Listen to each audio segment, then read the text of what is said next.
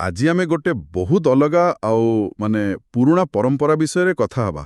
ପଶ୍ଚିମ ଓଡ଼ିଶାର ନାଗବାଚା ପୂଜା। ହଁ, ବହୁତ ନିଆରା। ଆମ ପାଖରେ ଗୋଟେ ଗବେଷଣା ଲେଖା ଅଛି, ତ ଆମେ ଚେଷ୍ଟା କରିବା ଏହାର ମୁଖ୍ୟ କଥା ସବୁ ବୁଝିବା ପାଇଁ। ଏହାର ରୀତିନୀତି, ବିଶ୍ୱାସ ଏସବୁ। ହଁ, କାରଣ ଏଇଟା ଖାଲି ଗୋଟେ ପୂଜା ନୁହେଁ, ନା, ତାଠୁ ବେଶୀ। ଏକଦମ ଗୋଟେ ଜୀବନଧାରା ପରି। ଆଉ ଓଡ଼ିଶାରେ ତ ଏମିତିରେ ଶୈବ ଧର୍ମର ପ୍ରଭାବ ବହୁତ। ହୁଁ। ଆଉ ପଶ୍ଚିମ ଓଡ଼ିଶାରେ ଏହାର ଏକ ସ୍ୱତନ୍ତ୍ର ରୂପ ହେଉଛି ଏଇ ନାଗବାଚା। ନାଗବାଚା ମାନେ ନାଗ ଅର୍ଥାତ୍ ସାପ, ଆଉ ବାଚା ମାନେ କଥା କିମ୍ବା ମନ୍ତ୍ର। ହଁ, ସେଇଆ। ମୂଳ ଆରାଧ୍ୟ ତ ମହାଦେବ ଶିବ, ହେଲେ ଏଥିରେ ଅନେକ ସ୍ଥାନୀୟ ଦେବଦେବୀ ଆଉ ବିଶ୍ୱାସ ବି ମିଶିକି ରହିଛି। ଆଉ ଗୋଟେ ମଜା କଥା ହେଲା, ଏଇଟା ବୋଧେ ମୂଳରୁ କୃଷି ସହ ଜଡ଼ିତ। ଚାଷୀ, ମୂଲିଆ ଏମାନଙ୍କ ପାଇଁ ଏହାର ବେଶୀ ମହତ୍ତ୍ୱ। ଏକଦମ ଠିକ୍। ତାଙ୍କ ଜୀବନ ସହ ପୁରା ମିଶିଯାଇଛି। ଆଉ ସମୟଟା ବି ଦେଖନ୍ତୁ, ମୁଖ୍ୟତଃ ଦଶହରା ବେଳେ ହୁଏ। ହଁ, ହେଲେ କିଛି ଜାଗାରେ ପୌଷ ମାସରେ ବି ହୁଏ ବୋଲି ଲେଖା ଅଛି। ହଁ, ସେମିତି ବି ହୁଏ। ଆଉ ପୂଜାର ସମୟଟା ବି କମ୍ ନୁହେଁ। କେଉଁଠି 7 ଦିନ, କେଉଁଠି 21 ଦିନ, 21 ଦିନ।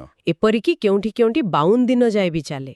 52 ଦିନ, ବାବରେ। ହଁ, ଯେମିତି ବୌଦ୍ଧ ଜିଲ୍ଲାର କଣ୍ଟାମାଳ ଅଞ୍ଚଳରେ ସେଠି ପ୍ରାୟ 35ରୁ 38 ଦିନ ପର୍ଯ୍ୟନ୍ତ ପାଳନ ହୁଏ। ସେଇଠି 5ଟା ସୋମବାର ପଡ଼େ। ଏତେ ଦିନ ଧରି ପୁରା ନିଷ୍ଠାର ସହ କରିବା। ବହୁତ ନିଷ୍ଠା ଦରକାର। ଆଚ୍ଛା, ଏହାର ରୀତିନୀତି ବି ବଡ଼ ବ୍ୟବସ୍ଥିତ ଲାଗୁଛି। ପ୍ରସ୍ତୁତି କେମିତି ଆରମ୍ଭ ହୁଏ? ମନ୍ଦିର ସଫା କରିବା, ତମ୍ବୁ ତିଆରି କରିବା।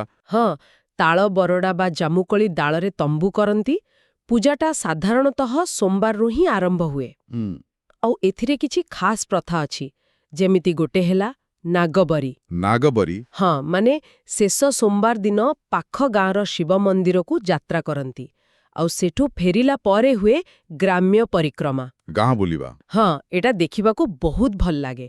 ବରୁଆମାନେ ଯୋଉମାନେ ଦୀକ୍ଷା ନେଇଥାନ୍ତି, ହଁ, ଯାହାଙ୍କ ଦେହରେ ଦେବତା ଆସନ୍ତି ବୋଲି କୁହନ୍ତି। ଏକଦମ ସେମାନେ ପୁରା ଘଣ୍ଟା, ଶଙ୍ଖ, ବାଦ୍ୟ ବଜେଇ ଗାଁ ବୁଲନ୍ତି, ଲୋକଙ୍କୁ ଆଶୀର୍ବାଦ ଦିଅନ୍ତି। ପୁରା ମାହୋଲଟା ଅଲଗା ହେଇଯାଏ।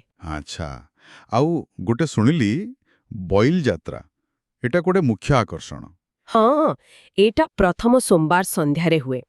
ସେତେବେଳେ ମନ୍ତ୍ର ପଢ଼ି ଅରୁଆ ଚାଉଳ ସିଞ୍ଚି ଦେବଦେବୀଙ୍କୁ ଡାକନ୍ତି, ମାନେ ଆବାହନ କରନ୍ତି। ଆଉ ସେତେବେଳେ ହିଁ ବରୁଆ ଆସେ। ହଁ, ସେଇ ବିଶ୍ୱାସ, ଏହା ପରେ ଯାଇ ପୂଜାର ପ୍ରକୃତ ଶକ୍ତି ଅନୁଭବ ହୁଏ ବୋଲି ଲୋକେ ଭାବନ୍ତି। ବୁଝିଲି। ଏହାପରେ ଆସେ ଖଳା ପୂଜା। ଏଇଟା ଟିକେ ଅଲଗା। ଗାଁ ବାହାରେ କୌଣସି ନିର୍ଜନ ଜାଗାରେ ହୁଏ। ନିର୍ଜନ ଜାଗାରେ। ହଁ, ପ୍ରାୟତଃ କୋଉ ଉଇହୁଙ୍କା ପାଖରେ। ସେଠି ନାଗ ବାବାଙ୍କ ସହ ଆଉ କିଛି ଦେବଦେବୀ ବି ପୂଜା ପାଆନ୍ତି। ଆଉ ଲେଖାରେ ଅଛି, ଚଣ୍ଡୀ ପୂଜା ବେଳେ ବଳି ଦିଆଯିବାର ପ୍ରଥା ବି ଅଛି। ଓହୋ।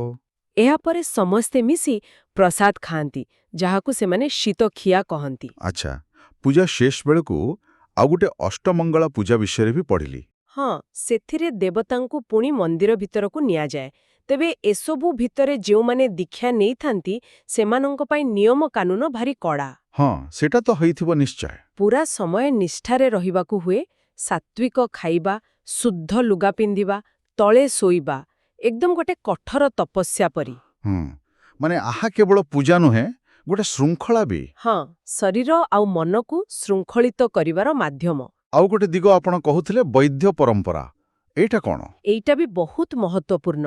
ଲେଖା ଅନୁସାରେ ପ୍ରାୟ 60ରୁ ଅଧିକ ପ୍ରକାର ଜଡ଼ିବୁଟି ଏକାଠି କରି ଔଷଧ କରନ୍ତି। 60 ପ୍ରକାର? ହଁ, ଆଉ ଲୋକଙ୍କର ପୁରା ବିଶ୍ୱାସ ଯେ ଏ ଔଷଧ ସାପ କାମୁଡ଼ରୁ ରକ୍ଷା କରେ, ଏପରିକି ଆହୁରି ଅନେକ ରୋଗ ବି ଭଲ କରେ ବୋଲି କହନ୍ତି। ଆଚ୍ଛା। ଏଠି ଦେଖନ୍ତୁ କେମିତି ବିଶ୍ୱାସ ଆଉ ଲୋକଚିକିତ୍ସା ପରମ୍ପରା ମିଶିଯାଇଛି। କିଛି ନିୟମ ବି ଅଛି, ଯେମିତି ଔଷଧ ଖାଇବାର 2.5 ଦିନ ଯାଏ ଲୁଣ ଖାଇବା ମନା। ବାଃ, ବହୁତ କିଛି ଅଛି ଏଥିରେ।